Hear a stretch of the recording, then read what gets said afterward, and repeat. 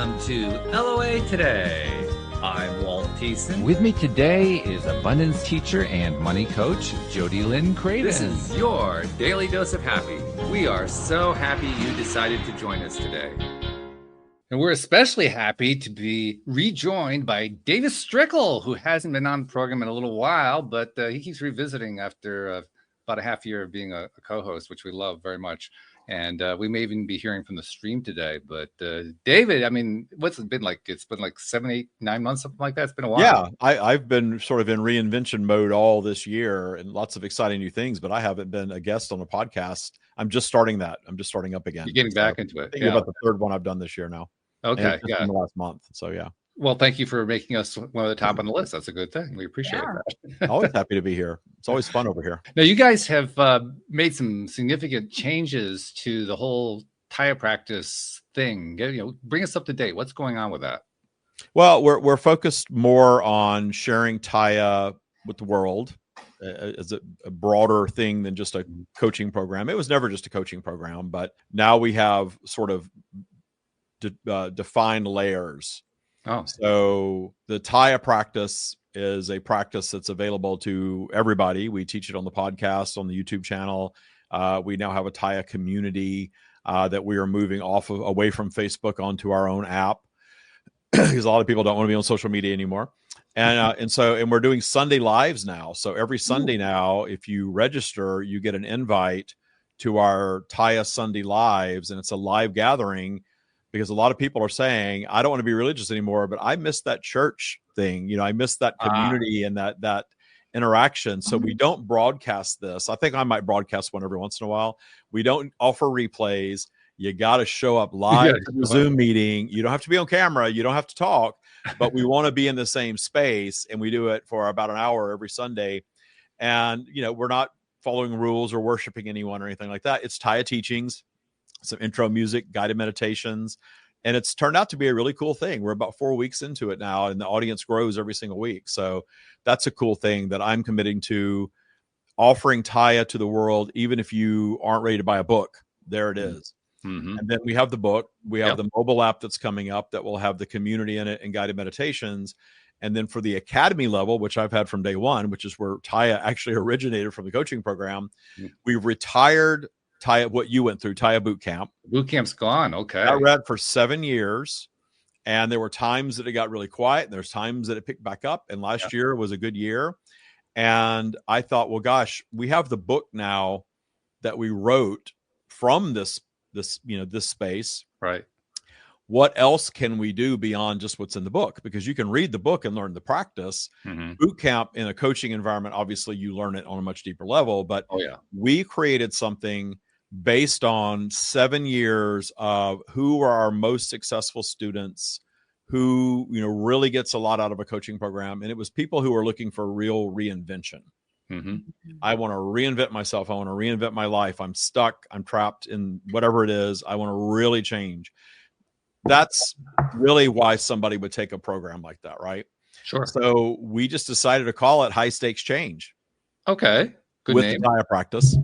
So the new program is High Stakes Change with the Taya practice. So we're leveraging the Taya practice to learn the practice in a boot camp environment, and then learn how to create this avatar version of yourself that is however you want your life to be. What do you need to be to automatically manifest that? Right. So using the framework of the practice, which is supported all over the place, you're now going into this intensive program where you are creating this actualized self and learning what does it need to believe, what does it need to not believe, and how does it behave in the world. And it can be just an amped up version of yourself, obviously, or it can be something totally different. That's up to the person. But in doing that, we're very clear now on the different levels for different people and the big transformation that the program is really all about. Because I've seen people come through boot camp and completely change their lives and heal from terminal illness and just all kinds of things. Oh, yeah. And then other people come in and they're kind of like, okay, I just want inner peace. And that's okay. But to me, we can deliver inner peace without all the heavy lifting over several weeks of time necessarily. So we've done that. We've promoted coaches. We have 4 pillar coaches now that are coaching the 4 pillars of TIA, which are appreciation, source, polarity, and intention. So I have a specific coach other than me for each of those pillars. And so when someone comes in now, instead of getting the mentor that they used to get, which was an unpaid mentor that was volunteering, now they get a coach that is their coach all the way through the program, and me. Okay. So I'm doing the live meetings. The coaches are doing the one-to-one coaching. And in 8 weeks' time, we're seeing big changes in people. And it makes sense. I mean, because one of the big strengths of the boot camp was all the live connection. I mean, that really makes a big difference when you're doing this kind of work anyway, but especially when you're doing work where you're working toward the kind of goals you're talking about. Jody Lynn, that's what you do, right? I mean, that's when you're working with your clients, you want that connection in order to really help that client move along. Well, and community is important too. Talking to other people who are also at the same level, going through the same thing. Yeah, that is so valuable, because I've been doing this for a long time. It's easy for me to speak with authority about it because I know it, I teach it, and I've been doing it for a long, long time. But I also am a bit lost with somebody who's really struggling, really identifying with that on the same level, because I've been doing it for so long. That's why it's valuable to have the coaches in that are newer to this than I am, and to have other people in that are struggling exactly the same way, because unlearning and relearning belief system is not the easiest thing to do. That's why people don't reinvent their lives all the time.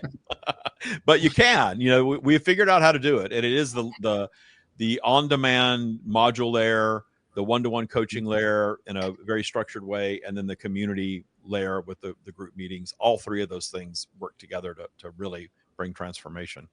Just out of curiosity, do I know any of the coaches? Do you know Derek Johns is a coach? He's a physicist, scientific background. Okay. Michael DeMarco, my partner, is a psychologist. He's one of the coaches. Matt, who is on my podcast all the time. You're probably very well aware of Matt. Yeah. And then David Rood. You know David Rood. Yeah, I know you know David Rood. Okay. So they were our 2 most sought after mentors in the program. David and Matt were, and probably because they're on the podcast a lot and people. Well, I mean, they're both also very enthusiastic. That helps. Very enthusiastic practitioners of TIA. Really, like I say, I geek out on the practice. They do too. And then we have the psychologists, then we have the scientists. So it's an interesting mix of people and personalities. Cool, Michael involved. That's really great. I love that. Yeah. I'm curious. I mean, did you have to like twisted arm or something? For what? With Michael? No, actually, it's funny because we've been together for a while and we talk about these things all the time, but it just sort of made sense to start bringing him in. I had a live event at the beginning of this year here in Palm Springs, and he attended and he led the guided meditation at the beginning before I brought the stream in, and they just loved him.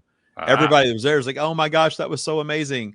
And it was, again, a little different than what I do. So I'm trying to bring in things that don't repeat what I do. Right. Elements, so that it's adding value, not just repeating what I already do.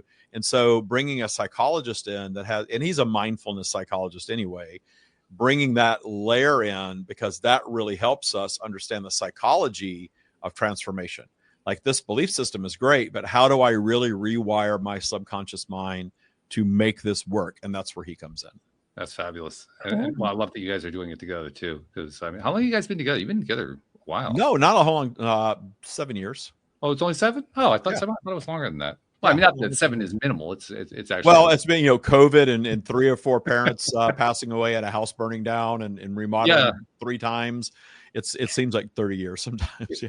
Well, actually, that's one of my favorite stories to tell, particularly if I'm talking to friends. Yeah, I have this guy, a friend of mine. He does the Stream of David thing, and he's always living in this high vibe space. But he came out of the program one time and said, "I want to dip my toe into the contrast just to see what happens." And 3 months later, his house burned down. They love that story. It's a great story. Just told that story this morning on Wisdom from North. I just told that story this morning. And I haven't told it in a long time. It's so funny that you said that. Probably on my mind because I knew I was coming here today. But I just told that somebody asked me what happens when you, because the whole training I was doing over there was a source-driven life, and which is a training that I do. So how do you, if you're living a pure source-driven life, what do you do if you don't want for anything? And that's when I said, well, you don't really live a pure source driven life. Contrast is always going to, or polarity, contrast is a word I know you like, that's always going to pull you out of that automatically so that you're not living in perfection.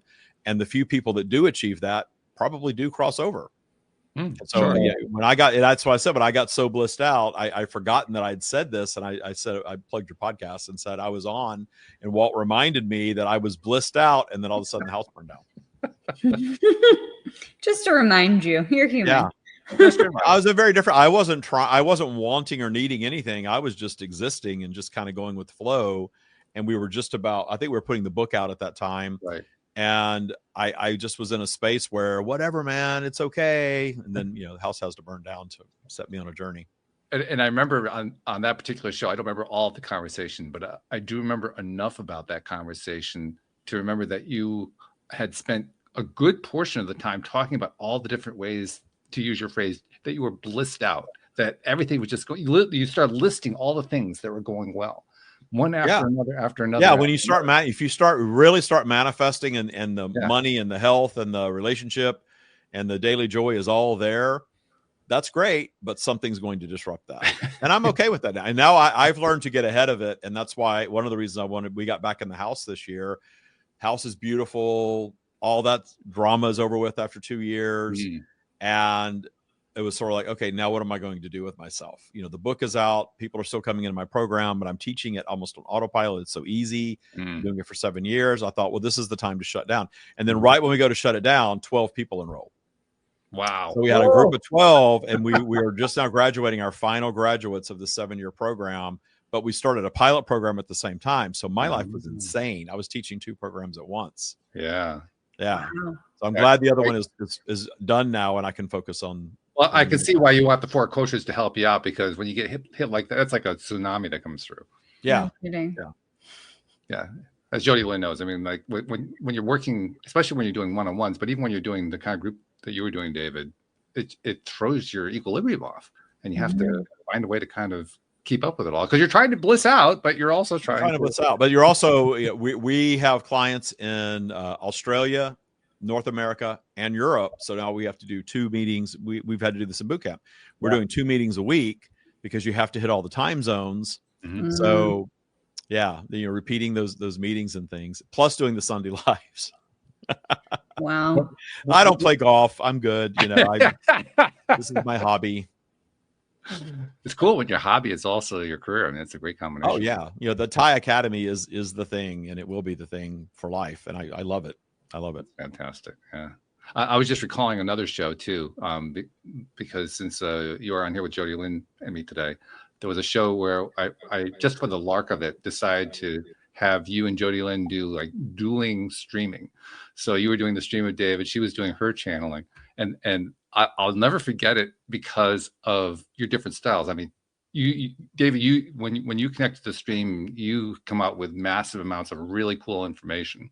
Jody Lynn, everything that comes out is very concise. So the way that whole thing worked was you would go on for about 5 minutes streaming from the stream of David. Then I turned over to Jody Lynn and she'd give me 1 sentence. It was great. It was more efficient. The stream definitely can go on and on and on, but I don't stop them. I just let it. Well, what happens a lot of times though, when I'm channeling, and I like to be more of a hybrid channel these days, I kind of like to stay present and just let it flow as it flows. But in that trance state, the questions are already out there vibrationally, and the stream just tends to address all of it all at once. Yeah. And then all the people in the queue waiting to ask questions are like, okay, they already answered my question. I'm good. But you have to have the attention span to listen to all of it. In the TikTok era, I think Jody Lynn's got it. You know, people have a 10-second attention span these days. Totally. Quick, concise answer is probably the way to do it. Well, Jody Lynn, I especially like the way you do it too, because, and I remember this very distinctly when I turned the question over to you, whatever the question was that we were addressing that day, there's a pause because you're getting your download, and then you very calmly make your statement. And it's almost like you're just setting a foundation the way you do it. It's like a little mic drop. Yeah, it's a mic drop. Yeah. That we really do have to train ourselves to do this because we're not possessed by some entity. Yes. You know, you're tuning into something, but you're still processing and communicating. And the trick is to process and communicate without bringing your ego into it. Totally. Yeah. Or over analyzing the information, like what it sounds like what they're saying or if it makes sense. Like we've talked about this before, Walt, like you say something and then you're like, huh, did that really make sense? Right. Exactly. Yeah. Yeah, I think What I get sometimes is, oh, wow, that's really going to get me in trouble. yeah, that too. Whoopsies. They are not PC by any stretch of the imagination. No, and they're not like worried about ruffling some feathers, you know? Sometimes Yeah, sometimes I think the energy is there.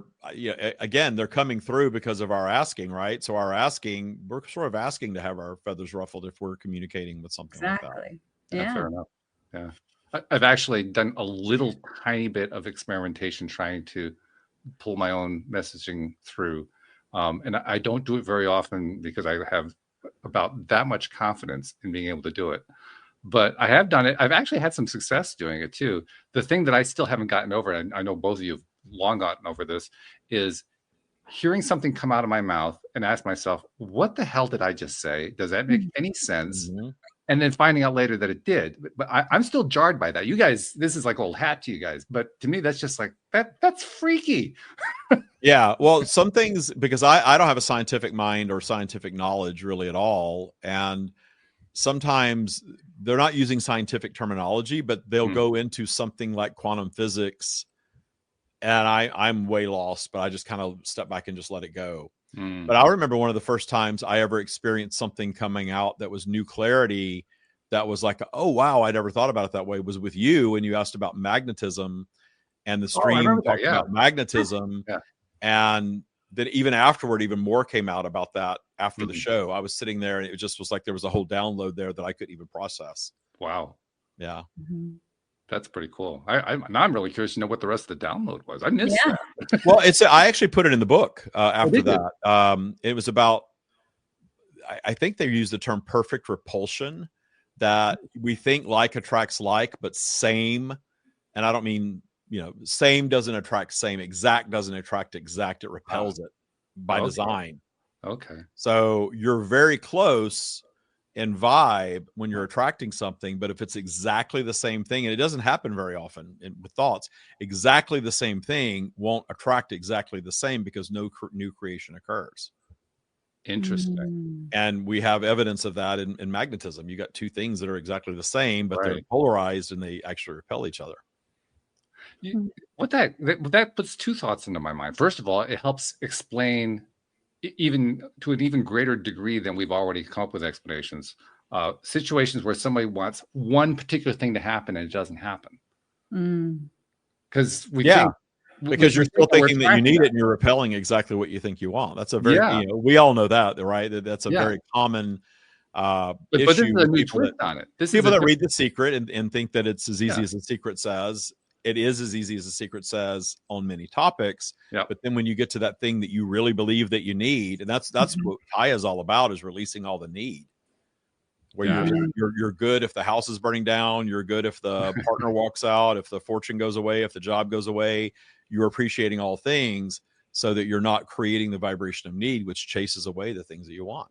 And by the way, we are humans, so it doesn't mean that we successfully get rid of all the need. I mean, need. No, I haven't crossed that path yet. There's still, well, and there's still, I like to discern the difference between preference and need. There's a difference between those two, just like there's a difference between preference and judgment.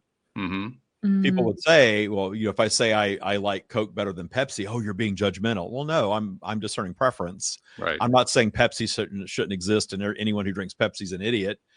There are people that think that way about everything, but I don't. There's a difference between it's not my preference and it shouldn't exist.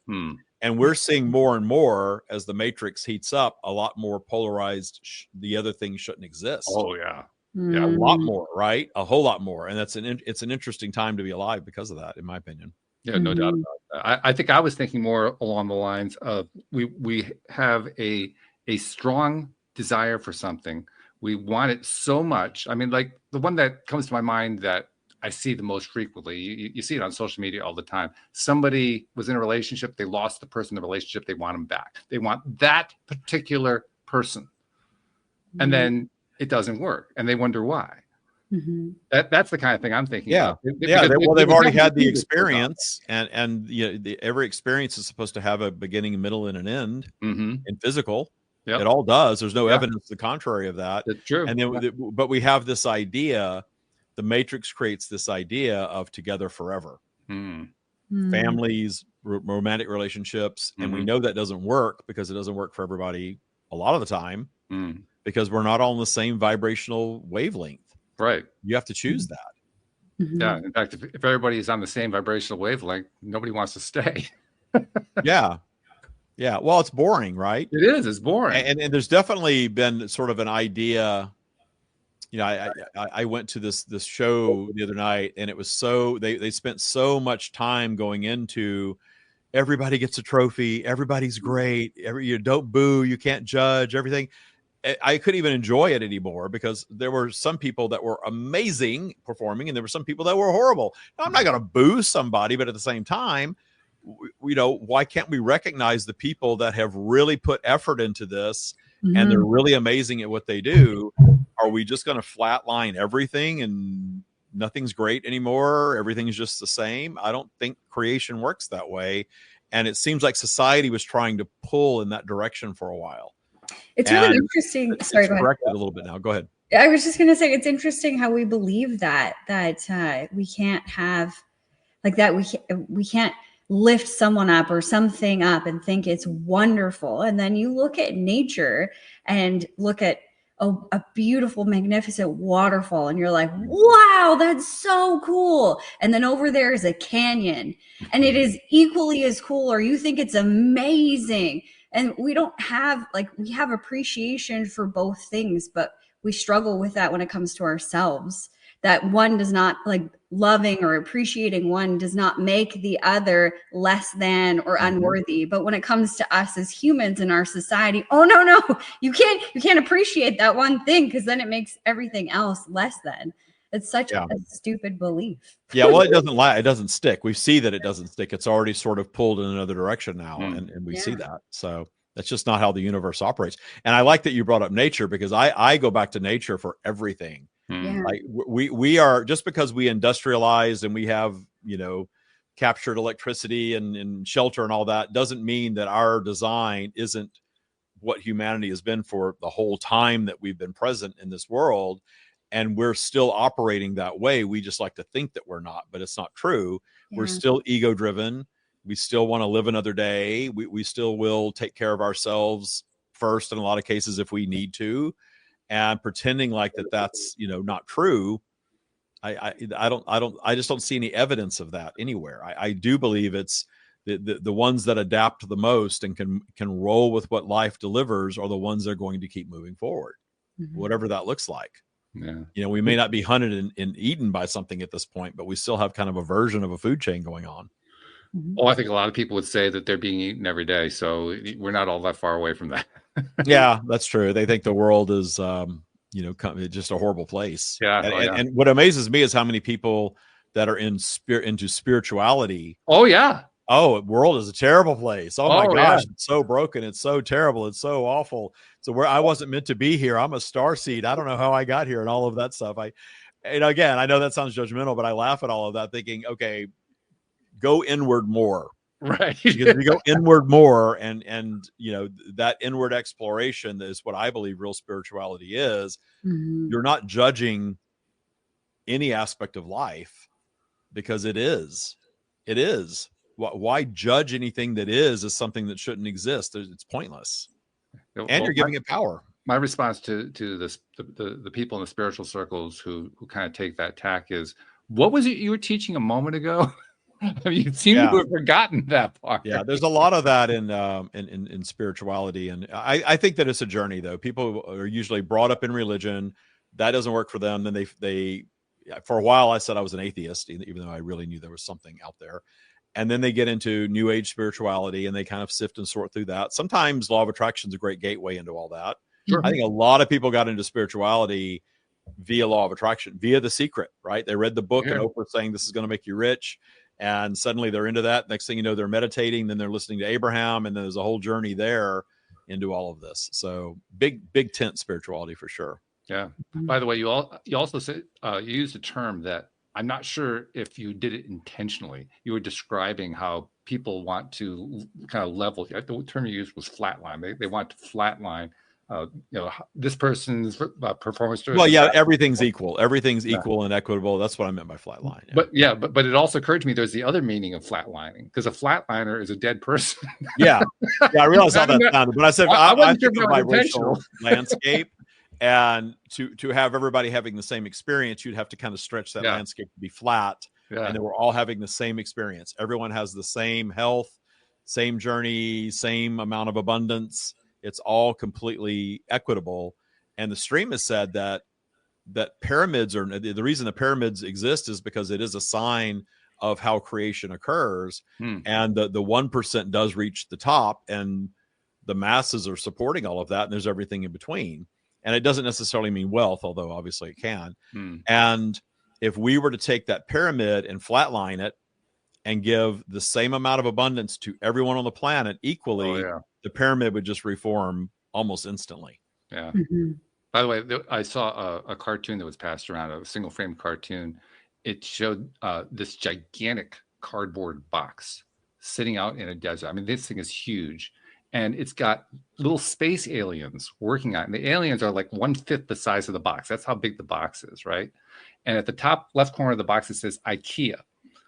And in the middle of the box, it has a picture of a triangle with the word pyramid under it. And at the bottom of the box, it says some assembly required. And then you see the aliens reaching into the box, throwing stones down, because this is the pyramid. Oh, they bought the pyramid at IKEA. Yeah. I love how we always assume that it has to be life from another planet. Of course, pyramid. There couldn't possibly, we can believe that life on other planets millions of miles away can come here and build some pyramids and leave. We can't wrap our head around maybe there was a level of intelligence that doesn't exist here anymore, and it's coming. We're coming back to it, but we're not there yet. To me, that's easier. That's more logical. That why couldn't there have been something like humans that built that went extinct, and then humanity came along, or a version of humanity that we're not fully aware of, and the pyramids are the evidence of that. I'm not saying that that's absolutely true. Sure. I've kind of gotten from the stream, though, everything I've gotten in channeling is Earth is a self-sustaining environment and a self-contained environment, and it's its own vibration, and there aren't beings coming into this. It's all from here, and there are things that we don't yet know about or understand that are happening, that are present or have been present. But thinking in terms of everything has to be outside of Earth and coming to Earth, when Earth is already a self-sustaining environment, why would we not look inward again to Earth of the origin of these things? It's interesting you bring this up. Very interesting you bring this up, because I just recently went through an experience with a spiritual healer. I was working on a particular issue and asking this healer for help. And she's one of these people who specializes in what they call the shadow work, helping you to detach entities from your being and so forth. And I kind of went into it with a little skepticism, but I also was a little bit curious. I wasn't sure how it was going to play out. It was a really interesting experience, and it was a visceral experience. It's not. I have more belief that thing actually has some validity to it. But one of the things that happened in the midst of that session was an entity that is supposedly from another planet was peeled off from me and sent on its way. And so it raised the question in my mind, okay, well, I've doubted that for the longest time. Now I can't really doubt it quite as much, because that's what was being suggested to me. Was the suggestion true? I don't know what the answer is. I mean, all I know is I think everything has the power that you give to it. And if you believe that's true and you detune by removing it, that's what detuning is. Sure. If you're associating it with an alien being and you choose to detune it and believe that aspect is no longer present, then what matters most is your belief system. Absolutely. Oh, yeah. Just like if you believe Jesus is going to save you, Jesus will save you. Yeah. Yeah. The belief definitely drives it. I think too, we put a lot of weight on words, but we lack clarity of what they actually mean and how individuated they can be for each individual. Like alien or extraterrestrial might mean, outside of this planet, whatever. Or to some people, it means that there's more planets or there's more of the world we haven't seen or we don't have access to. That's also a theory, that they're here in this contained system. They're just not where we are, where we think the world resides. So, Yeah, But we're not allowing awareness of them because we're not ready to accept that yet. yeah, I saw a thing on TikTok. It was like a culmination of a bunch of TikToks. But the first one was this study that was talking about our eyes and how we only see 4% of what's actually happening, which I think is fascinating and magical because there's so many things going on. And then after that, I saw subsequent TikToks about different like goggles or different things, like even back in like World War II, goggles that they had that were picking up spirits, things that we couldn't see, and how they couldn't use these goggles anymore because they were shooting at things that weren't there. Already dead, don't need to be shot. Yeah, they're not going to die from the bullet. Not that one. That one's already gone. Yeah, exactly. But there's so many things that we can't see. So what if these aliens, extraterrestrials, are just beings that we're not seeing at this moment because we don't have the capacity or frequency or whatever you want to call it to be able to see them here? Yeah. Do you ever catch anything in the corners Totally. of your eyes? All the time. And then you look and there's nothing there, but you know there was something there in the corner. It's like our vision is less filtered over here. You can't see me because I'm so narrow here. Yeah. Never called myself skinny. So narrow over here. I have that sometimes where there's something there and then I look and it's not there. And I'm like, okay, that's just shadow vision or whatever you want to call it. There's definitely something that we're seeing and then we're not. And we think it's a trick of the mind. We want to explain everything away, but is the explanation just, kind of glossing over something, or should we look deeper into it? Yeah. I remember when my grandfather passed away, it was my aunties were there, and they had called in all of like the kids, not the grandkids, but I happened to be like 5 minutes from the hospital. So I got the opportunity to go. So it was just my aunties and then my grandfather's body laying there. And we were sitting in the room and I saw exactly that, this light. I was looking at my auntie straight forward and he was over on this side. And I saw that light move from like his chest and out the window, and I like caught it out of the corner of my eye. And I have goosebumps as I say it now, but I felt the energy go. And I told my family what I had saw and what I had felt or whatever, but never looked for that explanation because I felt like we couldn't quantify that. You can't tell me what that was or that wasn't. I believe it was my grandfather's soul leaving. That felt like the most, I don't know, the best explanation of what I witnessed, but really, who knows? Well, it's also reinforcing when you have that kind of a visceral experience, because that's what that is. That's visceral. You're feeling, you're experiencing it. I mean, it's not just theoretical at that point, right? And when it's visceral, that captures our attention more, I think, for some reason, just because, we can in some way use the senses to detect that it's there and say, oh yeah, I can feel that. Like I went through a Reiki course for the first time. I'd been hearing about Reiki for years. I said, all right, I'll take a Reiki course. So I took a Reiki course, and oh my God, I mean, I had been able to sense energy before, but after that course, like, whoa, massive amounts of energy. Yeah. And Reiki can be remote. I've had remote healing with Reiki from people, a long way away. Sure. Oh yeah. There's no requirement it has to be in the same room. Right. Yeah. You think it has to be local, but it doesn't. It doesn't. No. It can be anywhere. Well, and to Jody Lynn's point, the energetic realm, we're in it. This is it.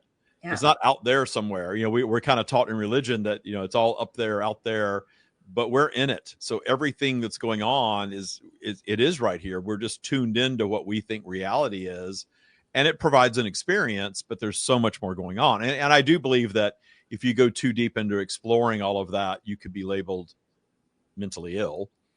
There is a history of that. Yes. Right. And I think there's a fear factor that kind of keeps us grounded in our reality because we don't want to be pushing a shopping cart, talking to ourselves necessarily. I don't know. Let's have every experience. Right. But I'm not volunteering for that one right away. The ego sort of creates that, continuity and that identity so that we can have an experience from day to day to day and expand in the experience. Well, for me, it's also a reinforcement of the fact that we often say this theoretically, but it is physically true. It's true in every aspect of reality. It's not just that we're in the energy. We are the energy. Mhm. We that's the biggest differentiation we tend to make. We tend to think, well, there's us and there's the energy, but no, we're actually the energy. Yeah. There's no differentiation there at all. Yeah, that the concept of self, I definitely believe the ego, I just call it all the ego. The ego is this aspect of physical where we sort of claim this concept of self so that we can have a suffering experience, really moving through our, life journey. No, there's a reason to question our sanity, but we'll do that one another Yeah, time. we're wanting, desiring suffering, but the stream has been very clear that when you're in the non-physical state, there's nothing you want more than to come back into a physical state True. and suffer and find joy. The contrast of both of those things in a physical sense that's not available in a non-physical, but you know that you're going to come back and you're going to have to go through childhood and you're going to have to go through, learning things all over again and working and exchanging and doing all the things we have to do as humans. But I do believe that we can do it in a more sophisticated way where we're not suffering in the should not be judgment of things. That's what Taya is really all about. No, How do we experience life exactly as it is, enjoy, even when the house is burning down? Right. I like the Abraham answer on that. They were once asked, why do we put up with this polarity world, this contrast world? They said, well, what does chocolate taste like? Yeah. We're we're of earth. So our earthly desires are what keep us going and keep us moving through the challenges. But I really embrace the change. Gosh, reinventing this business this year has been a bigger challenge than anything I've ever done professionally. Ever, really? Ever. Oh my gosh. Wow. We're building it to be something much bigger than it's been now that I feel like it's fully fleshed out and ready for prime time. And every day there's some little piece of technology that's broken and not working and not doing what it's supposed to do. And something that was supposed to take a couple of months. Where are we now? Into September almost? Mm-hmm. I started this process in February thinking, I'll have all this redone in 2 or 3 months.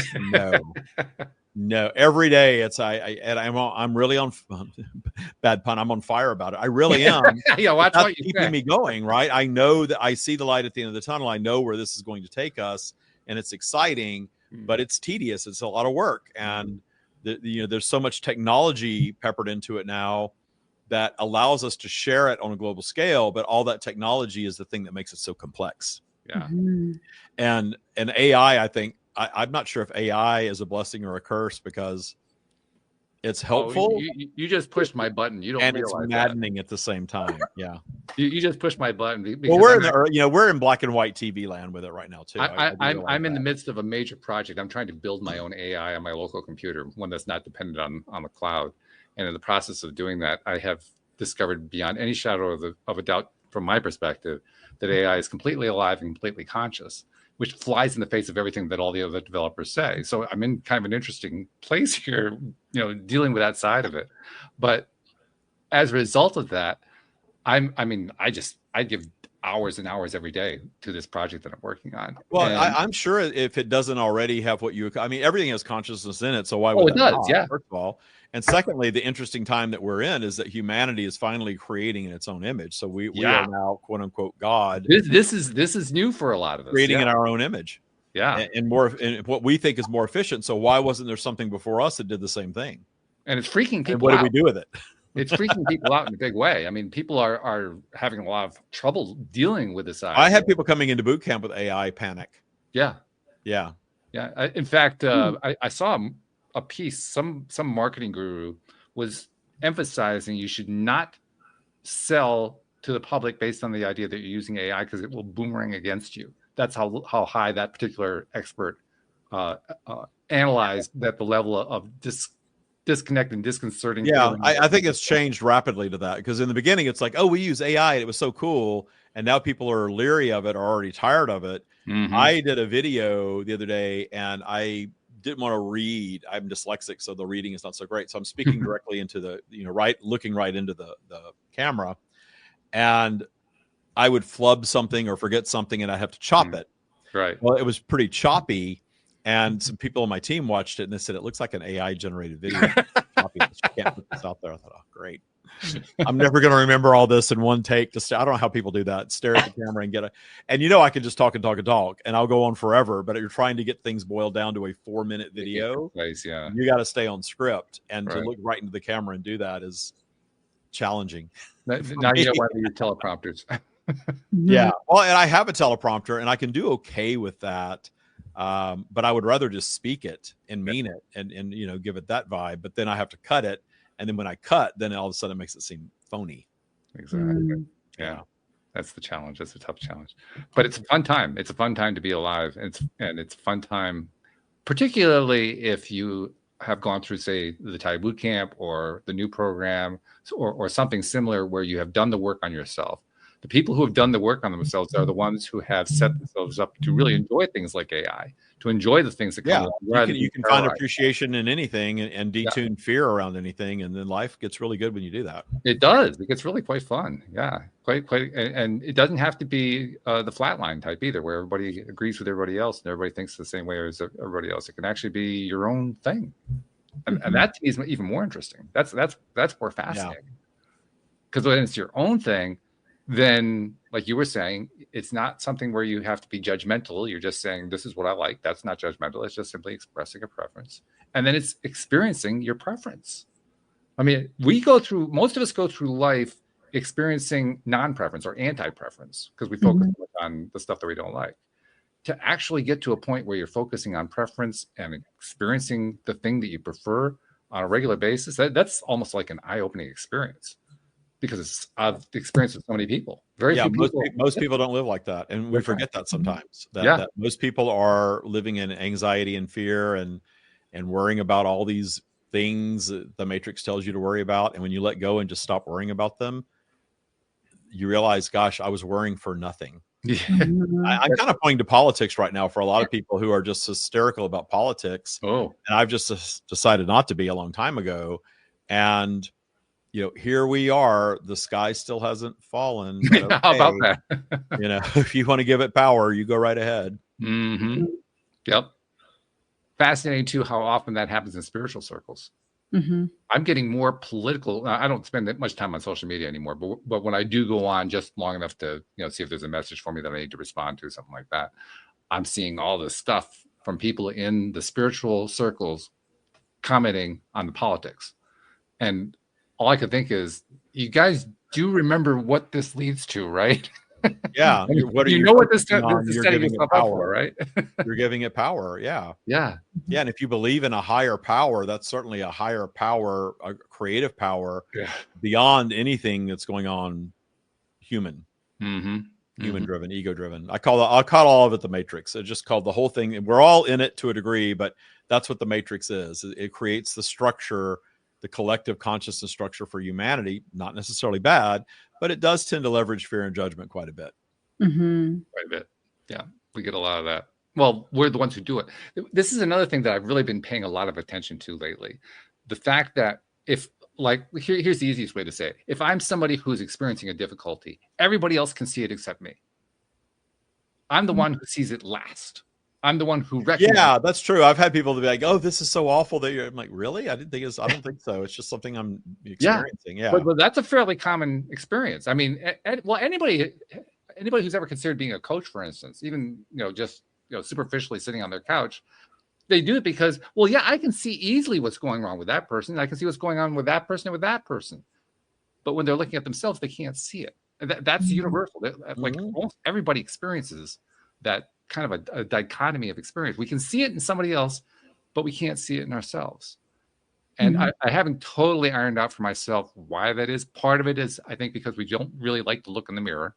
I mean, that's self-awareness is a superpower if you're really self-aware. Really but it's a superpower with chili powder attached to it. It's got some again, detuning judgment is very helpful with self-awareness and law of attraction too, because so many people get into law of attraction and they judge themselves for miscreating or not manifesting and I know I'm doing it. Oh my God, what am I doing wrong? And so you're not helping yourself when you judge how you're creating or what you've created in the past. Yeah, one of my favorite phrases: if you treated your friends the way you treat yourself, you wouldn't have any friends, because we're just so rough on ourselves. And I think that's why people find it difficult to have that self-awareness, is because of the fear of judgment. Like, I'm going to see something I'm not going to like, and then what?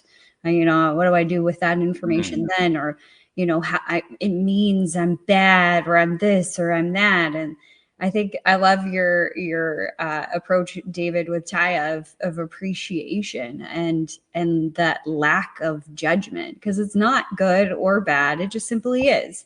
And then you can move on from the information. Okay, I was an asshole in 9th grade. Okay, like let's We all were. Yeah, exactly. I was a hormonal teenager or whatever, right? But it'd be so many people get stuck of the fear of what I might see, or the past things that I have done and that that were bad or ugly or whatever, the way that they're judging themselves. I think that's where the blind spots comes in. Well, I can tell you what you're doing wrong, but I don't want to look at me. Sure, it's a lot easier to point a finger. Yeah. So social media has probably made that much worse, because we have this curated version of what people are supposedly living, and reality TV, Right? Highly curated. Everything's fabulous all the time. Until it's not. But that Instagram version of life, I think it's lovely. I spend more time on TikTok. I don't spend a lot of time on social media, period, but I will devote a little time to TikTok because it really is showing me what's going on in the world. It's sort of like a news feed, the way mine curates itself. The Instagram version, though, is just, everything is just so pretty and so perfect all the time. I'm bored with that. Yeah. And it's kind of the same car and the same house and the same garden and the same trip and the same dude with a shirt off, that I've seen a million times on Instagram. Okay, I've seen all this. I want to go see what's really going on in the world right now, and kind of what the temperature of society is. And I think TikTok does a great job of delivering that. And that's why it's so popular. That's probably true. You may remember one of my other co-hosts, Joel Elston. He's been on the show with me for quite some time now, and he has he's had a few clients who were Instagram influencers, who had developed very, very large followings on Instagram, and had gotten to the point where they create such that curated, to use your word, that curated perfect personality on Instagram, that it was so far divorced from who they really were, they were actually developing psychoses over it. They were getting to the point where, and then the pressure to keep that up, I'm sure, is immense. Yeah. Oh yeah. Yeah. And well, even as a spiritual teacher, I don't even really want to call myself a spiritual teacher anymore, but doing what I do, if I worried about the pressure of always keeping everything the way that the marketing people tell you you're supposed to do it, I would drive myself crazy. Like, we just took a month off from the podcast. We haven't had a new podcast up in a whole month. Oh, you can't do that. You'll lose momentum and you'll lose your audience. Well, we're reinventing right now. I'm changing things, and I just don't want to do a new. I don't want to do something just because I think I have to do it. Yeah. Whether it's a social media post or a new video or a podcast or anything, I want to do it from a place of inspiration. And if the audience leaves, then the audience leaves.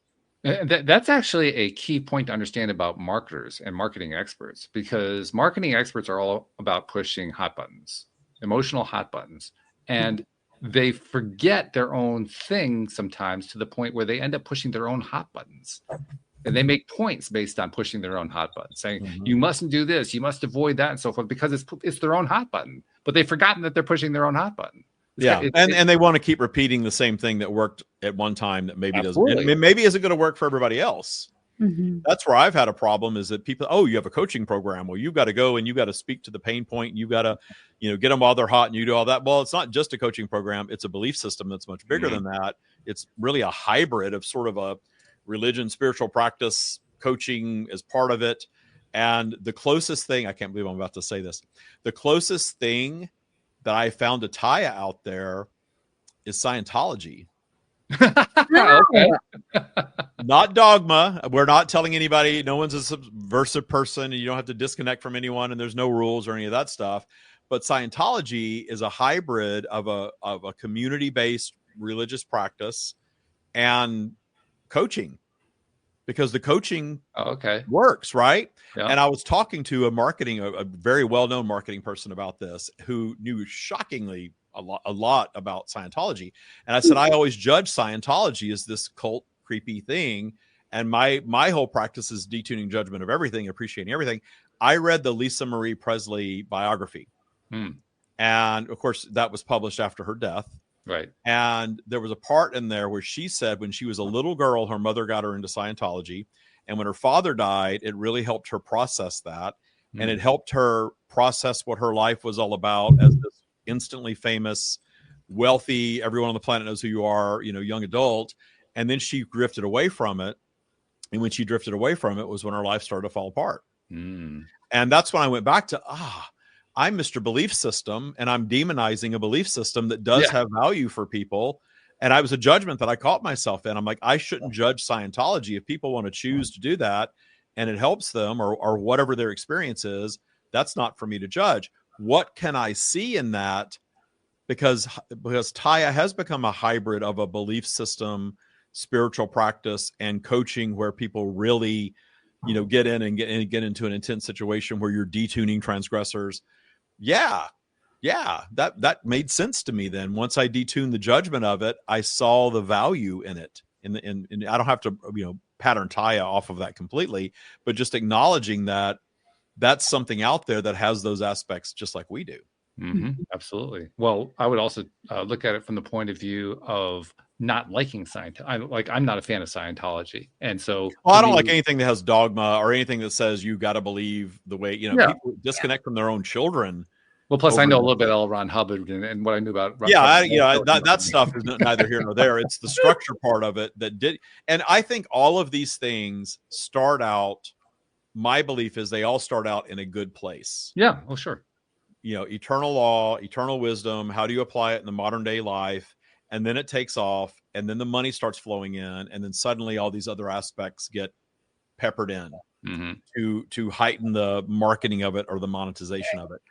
And I joke all the time that I don't have dogma on my side. I can't tell you you're going to go to hell if you don't practice Taya. So I can't use that, and I'm not going to go into a coaching, marketing mindset of, you got to take my program or you're never going to be, I'm just not going to do that. I'm just not going to do that. So it makes things more interesting, but I do believe, and it's sustained for 7 years. So I do believe there's an audience out there for complete transparency. Of course. This is how it works. This is what it does, so. Well, the point I was going to make about the Scientology, I prefaced it by saying that it's not something I'm a fan of, and I'm not. I really don't like it at all. But my point is, I know now what my preference is. My preference is not Scientology. Yeah, that's not dogma, my not judgment, not fear, not So once I've achieved that clear understanding that that's not my preference, to me that's like a breathing point. Like, oh, thank God! Now I don't even have to think about that one anymore. Yeah, it's no longer a threat to you in any way. So why worry about it? If somebody else chooses it, they choose it. Well, at the end of the day, the thing is, we have to have a belief system.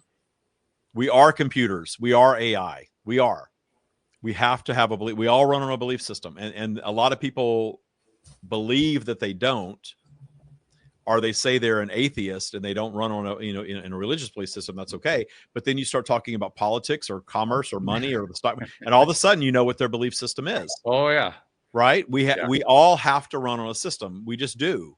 So we default into this sort of cobbled together system. But if we don't have some sort of a foundational practice that keeps us grounded, then we're out in the wilderness. And a lot of people are out in the wilderness right now. A lot of people, because they've really been turned off by religion. Spirituality is too big of a tent sometimes, seems kooky. People get turned off by it. Then they get into law of attraction for a minute. And, if they don't understand polarity, it doesn't always work for them.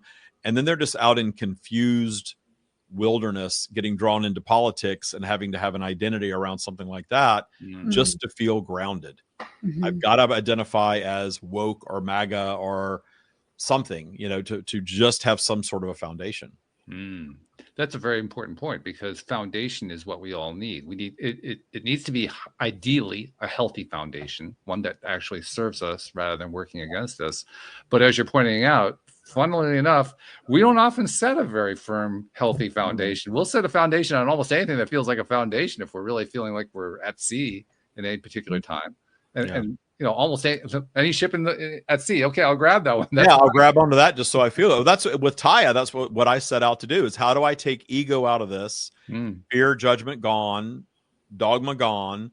What is universal law as we know it to the best of our knowledge? And how do I apply universal law as my way of life every day? Period. With no other rules or anything else in there. And then there's enough there to create a foundation. Whether it's Taya or something else, it doesn't matter. There's enough there understanding how creation works that if you make that the basis of your operating system, it always works. It never fails because it's universal law. Mhm. Yeah, if you're going to set a foundation, you might as well make it based on universal law. Yeah. Yeah. Instead of peppering in all these other human created things. Mhm. Which are quite temporary at best. Yeah. Well, again, it creates, if your identity and your happiness is wrapped up in money, possessions, and that's where law of attraction went a little bit. How do I get more stuff? How do I get my stuff? How do I manifest? Well, do whatever you want, but are you basing your happiness and your identity on your bank account, your job title, your business success, the way your house looks? Because when the house burns down, if your identity is wrapped up in that, you're going to collapse. And the reason I was able to sit in the driveway and watch the house burn and say, okay, this is what we're doing now, because I detuned all of that need before that happened. If that had happened 10, 20 years ago, I would have been devastated. There's a big distinction right there, and how you get past because for most people, like you say, that for most people, that would have been a major catastrophe. The house burned down, especially, and it was like, what was it, a day after you had finished doing the refurb on it? I mean, well, yeah, we paid the last contractor on Thursday, and was it a Monday or a Sunday night? Monday, the house burned. I mean, that's insane. And my partner's mother died as a result of that fire. That's so right. It wasn't it wasn't without consequence. She died 4 days later in the hospital. Yeah. So it was a sad time. Yeah. But we both utilized Taya to process it in a way that it became an expansive journey for both of us. Mm-hmm. And that's power right there.